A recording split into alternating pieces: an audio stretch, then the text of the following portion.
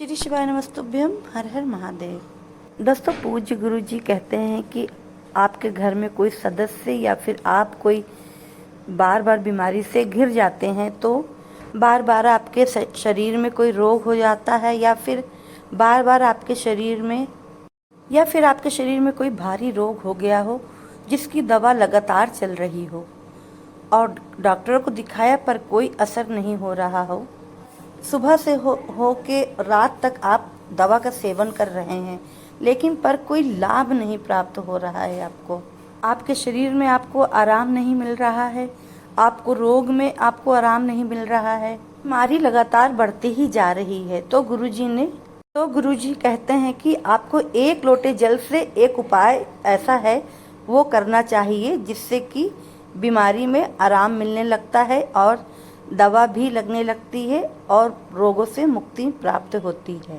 यह एक लोटे जल का उपाय आप करेंगे तो आपके शरीर में कोई भी किसी भी तरह का जो रोग होगा वह समाप्त हो जाएगा। तो चलिए जानते हैं क्या है वह उपाय। उससे पहले एक निवेदन है आप सबसे कि अगर आप चैनल में नए हो तो प्लीज़ सब्सक्राइब कर लीजिएगा और वीडियो को ज़्यादा से ज़्यादा शेयर जरूर करिएगा, क्योंकि ज़्यादा से ज़्यादा लोगों तक यह वीडियो पहुंच सके और सबको लाभ प्राप्त हो सके।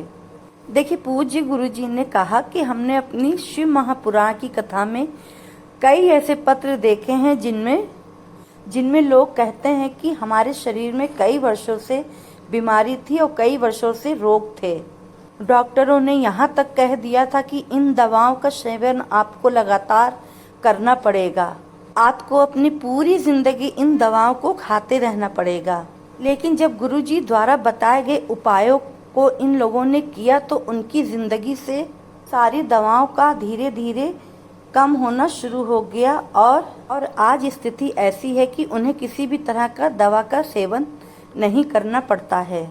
इसलिए अगर आपकी शरीर में कोई बीमारी से रोग हो गया हो या फिर आप डॉक्टरों को दिखा कर थक चुके हों या फिर डॉक्टर ने कह दिया है कि अब इसका कोई इलाज नहीं है, तो यह उपाय जरूर करना है।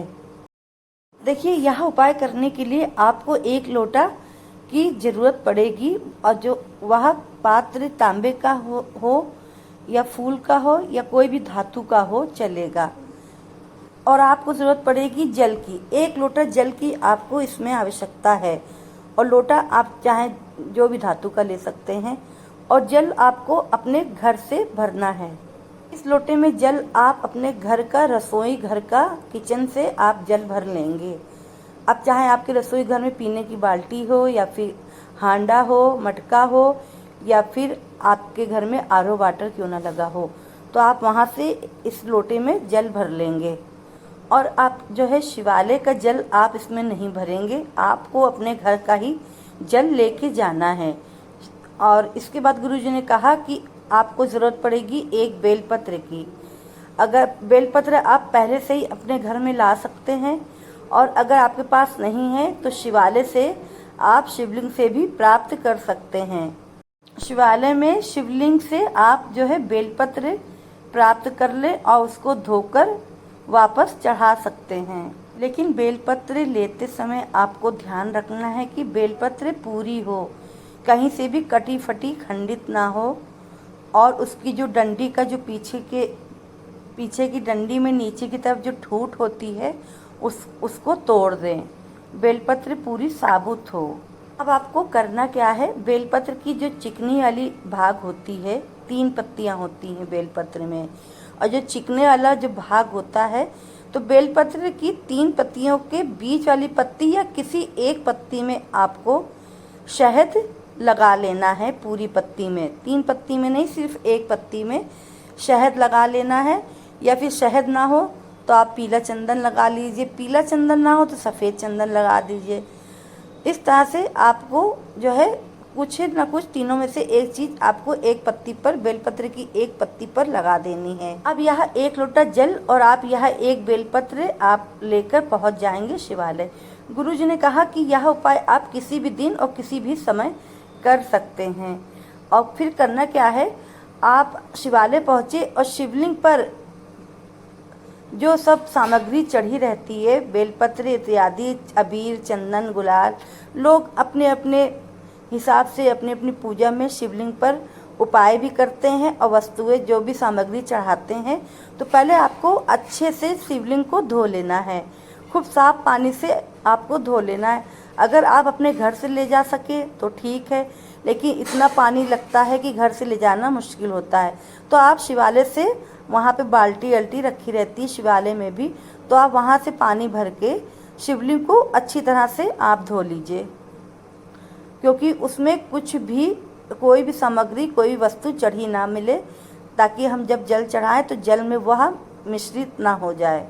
जी ने कहा कि आपकी बीमारी अगर ठीक नहीं हो रही तो आप यह उपाय लगातार कर सकते हैं, या फिर आप कुछ दिन तक भी कर सकते हैं, या फिर आप बीच बीच में भी कर सकते हैं। यानी कि मासिक शिवरात्रि हो गई, या फिर प्रदोष हो गया, या फिर अमावस्या हो गई, या फिर सोमवार पड़ गया, तो आप इन दिनों में भी आप यह उपाय कर सकते हैं। शिवालय पहुंचकर आपको दक्षिण दिशा की तरफ, शिवलिंग के पास दक्षिण दिशा की तरफ बैठ जाना है, यानी कि उत्तर दिशा की तरफ आपका फेस रहना है। उसके बाद आपने शिवलिंग को धो लिया खूब अच्छे से, फिर जल का पात्र आपने लिया और बेलपत्र में जो शहद या चंदन लगा रखा है आपने, तो पहले आपने बेलपत्र शिवलिंग पर अर्पित करी। देखिए, साथ में गुरुजी यह भी कहते हैं कि अगर शिवालय में भीड़ है तो आप शिवलिंग की किसी भी दिशा पे आप बैठकर शिवलिंग की पूजा कर सकते हैं। साथ में देखिए, आप अपने घर से एक छोटी कटोरी या छोटा गिलास जरूर ले जाइएगा, और अगर शिवालय में भी पात्र रखे होते हैं, लोटा रखे होते हैं खाली, तो आप वहां से भी यूज कर सकते हैं। तो आपको जब जल चढ़ाना है तब आपको उसकी जरूरत पड़ेगी। देखिए, आपने स्क्रीन पर देखा होगा कि 1 लोटा जल शिवलिंग की जो जलाधारी, जो नीचे पानी बहता है, वहां पर रखिएगा लोटा। आपको खाली लोटा, खाली पात्र जो आपने ले गए घर से या फिर शिवालय से लिया है, तो आपको जलाधारी के नीचे आपको रख देना है। फिर उसके बाद आप जो 1 लोटा जल ले गए हैं घर से, तो वह आपको शिवलिंग पर धीरे धीरे आपको इस तरह से अर्पित करना है, और साथ में श्री शिवाय नमस्तुभ्यम कहते हुए और कुंदकेश्वर महादेव का स्मरण करते हुए आपको कह देना है। आपको शिवलिंग पर धीरे धीरे जल चढ़ाना है, कुंदकेश्वर महादेव का स्मरण करना है। कि 2-3 बार आपने जल चढ़ाते समय श्री शिवाय नमस्तुभ्यम या ओम नमः शिवाय या नमः शिवाय का जप कर लेना है। फिर साथ में भोलेनाथ का सबसे प्रिय नाम कुंदकेश्वर महादेव का स्मरण करते रहना है। तो आपको जल धीरे धीरे चढ़ाना है, और साथ में श्री कुंदकेश्वर महादेव की जय हो, श्री कुंदकेश्वर महादेव की जय हो, कुंदकेश्वर महादेव की जय हो, श्री कुंदकेश्वर महादेव की जय हो। इस तरह से आपको धीमे धीमे एक धार बहाते हुए और कुंदकेश्वर महादेव का स्मरण करते हुए जल आपको चढ़ाना है। साथ में आपको शिवलिंग के जो जलाधारी से जो नीचे नाली की तरफ जो जल बह रहा है, आपको इस समय दिखाई नहीं दे रहा है स्क्रीन पर, तो वहां पर 1 लोटा जल पात्र रखा हुआ है, लोटा आप देख सकते हैं, तो वहां पे रखा हुआ है। तो वो जल में, ये जल जो आप चढ़ाएंगे तो वो वापस खाली पात्र में भर जाएगा। गुरुजी कहते हैं कि अगर आपके शरीर में बहुत भयंकर बीमारी हो गई हो या कोई भी बीमारी हो गई हो, तो महादेव जी का यह कुंदकेश्वर नाम बीमारी रोगों से मुक्ति दिलाता है।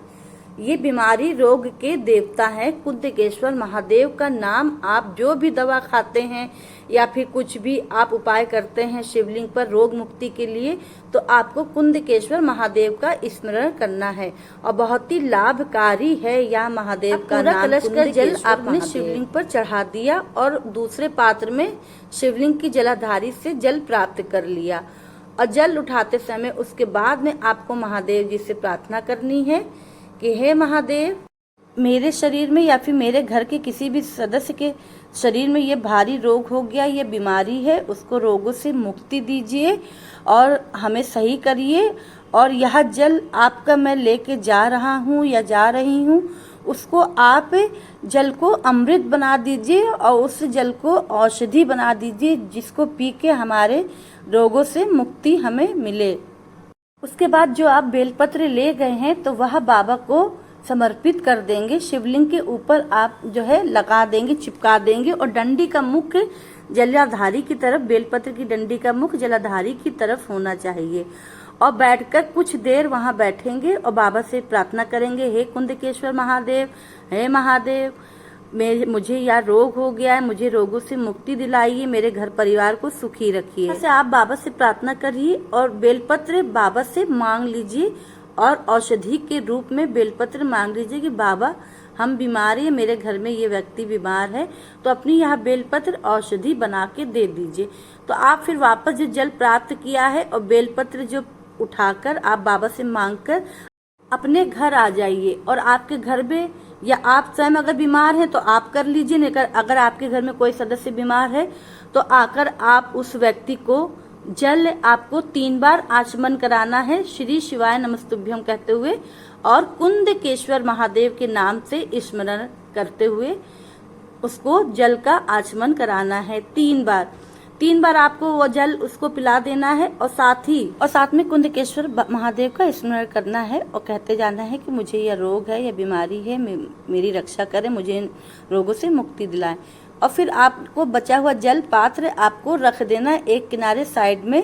और जब वह बीमार रोगी व्यक्ति नहाने जाता है, अगर आज नहाने जाता है, जब आप जिस दिन ये रोग मुक्ति का उपाय कर रहे हैं तो ठीक है, अगर अगले दिन नहाएगा या 4 दिन बाद नहाएगा वह रोगी व्यक्ति, तो उस रोगी व्यक्ति के स्नान के पानी में आपको यह जल पूरा का पूरा मिला देना है और साथ ही कुंदकेश्वर महादेव से प्रार्थना करना है। साथ ही महादेव से प्रार्थना करते जाना है, हे महादेव, मुझे यह रोग है या इस व्यक्ति को यह रोग है, इसे रोगों से मुक्ति दिलाइए, मुझ पर कृपा करिए, अपनी हम रोगों से ग्रस्त हैं, हमारी रक्षा करिए, हमारे परिवार की रक्षा करिए, हमें सुख समृद्धि प्राप्त कराइए। बाबा आपके भरोसे हैं मेरा परिवार, हम आपके भरोसे हैं, हम पर दया करिए।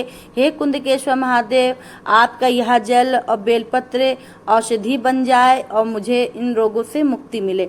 इस तरह से आप स्नान के जल में आप मिला दीजिए यह जल।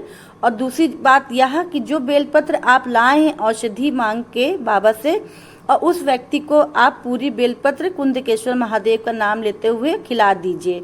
और अगर वह व्यक्ति पूरी बेलपत्र नहीं खा सकता है तो एक एक बेलपत्र भी, एक एक पत्ती, 3 पत्ती होती है बेलपत्र में, तो एक एक पत्ती आप एक एक दिन वह पत्ती आप उसको कुंदकेश्वर महादेव के नाम से खिला सकते हैं। अगर वह ताज़ी भी नहीं खा सकता, चबाने में असमर्थ है, तो आप उस पत्ती को पीस के किसी सब्जी में या कोई खाने की वस्तु में या जूस अगर पीता है तो उस जूस में या पानी में घोलकर पिला सकते हैं। तो इस तरह से कुंदकेश्वर महादेव का नाम लेते हुए आपको यह बेलपत्र खिलानी है। और दोस्तों, गुरुजी कहते हैं कि आप यह उपाय अगर 2-3 बार भी कर लेते हैं तो आपके अगर भारी से भारी बीमारी भी होगी तो उसमें आपको लाभ देखने को मिल जाएगा। आपको धीमे धीमे स्वस्थ होने लगेंगे, आपको इस बीमारी से छुटकारा प्राप्त हो जाएगा। और यह उपाय अचूक उपाय है दोस्तों, कर लीजिए। एक बेलपत्र का उपाय है। इस तरह से आपको बेलपत्र प्राप्त कर लेनी है और बेलपत्र को औषधि बनाकर आपको उस रोगी व्यक्ति को खिलानी है। और बस मन में विश्वास रखना है, महादेव जी पर छोड़ देना है, कुंदकेश्वर महादेव का स्मरण करते रहना है। और अगर वह रोगी व्यक्ति खाना भी खाता है और पानी भी अगर वह पीता है और दवा खाता है, तो सभी चीज़ खाने पीने की वस्तुओं में खाने के साथ आपको उस रोगी व्यक्ति अगर बोल सकता है तो कुंदकेश्वर महादेव का स्मरण करते रहना है। या फिर घर का दूसरा सदस्य भी उस रोगी व्यक्ति को खिलाते पिलाते दवा देते समय कुंदकेश्वर महादेव का स्मरण करते रहना है। और दोस्तों, अगर ये वीडियो पसंद आए तो प्लीज़ लाइक कर दीजिएगा और मेरे चैनल में नए हो तो सब्सक्राइब कर लीजिएगा और शेयर जरूर करिएगा, ज़्यादा से ज़्यादा लोगों तक पहुँच सके। तब तक कि फिर मिलते हैं नए उपाय के साथ, नई जानकारी के साथ। श्री शिवाय नमस्तुभ्यम। हर हर महादेव शंभू।